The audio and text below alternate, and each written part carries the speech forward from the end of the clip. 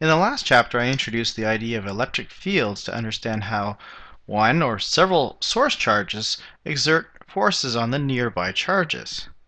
Now, to understand electrical energy, we must learn a new concept called electric potential. Once again, since there are so many similarities between gravity and electricity, I will discuss gravity to introduce the concept of electric potential.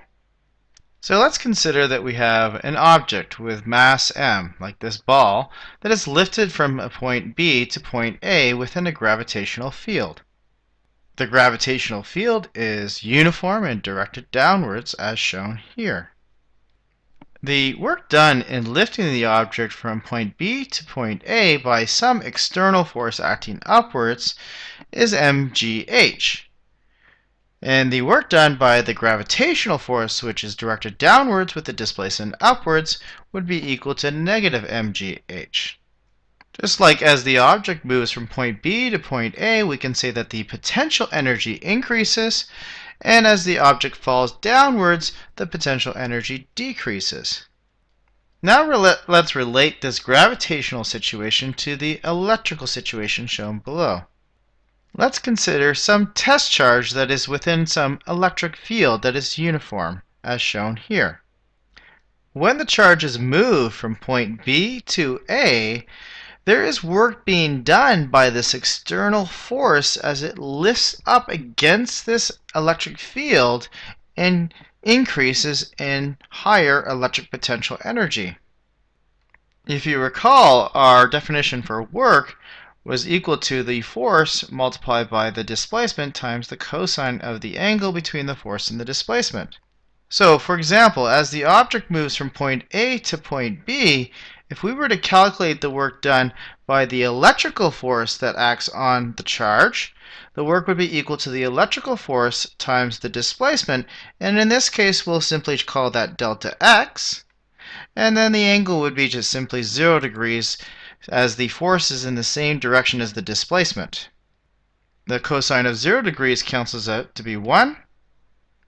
And then recall that the electrical force acting on the charge is given by the quantity of that charge multiplied by the electric field E.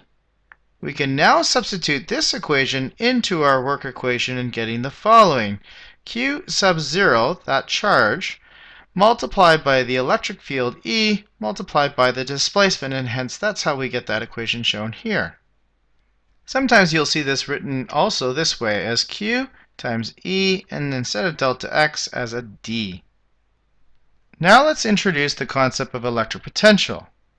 If you recall, the electric field is the amount of electric force per unit charge. And similarly, the gravitational field is the gravitational force per unit mass.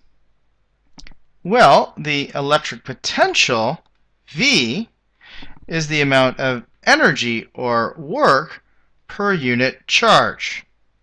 You will notice that the electric field is a vector, just like the gravitational field.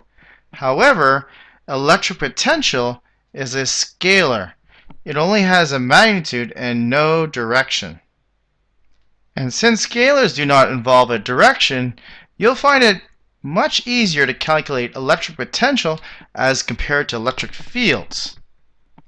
The electric potential has its own units, the volt, which is named after Alessandro Volta, who is best known for the invention of the battery. 1 volt, which is represented with simply a V, is equivalent to 1 joule per coulomb.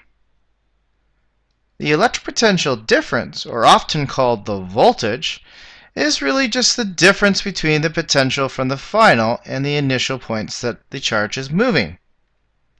So, the potential difference between A and B would be equal to the amount of work, or electric potential energy change, divided by the charge. Now, if we substitute our equation we had earlier for work, QE times D divided by Q, we will see that the electric potential difference is equivalent to the electric field multiplied by the distance. The key equations on the AP formula sheet are shown in the boxes.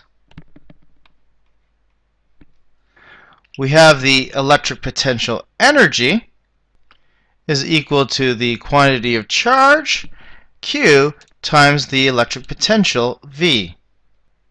If the test charge Q is moved from, say, point A to point B, there will be a change in the electric potential energy as it moves from these 2 points. Hence, the change in electric potential energy is equal to the amount of charge multiplied by the potential difference. Often we will call this potential difference just the voltage. The change in electric potential energy is equivalent to the amount of work being done as long as there's no other types of gains or losses of other energies such as kinetic energy.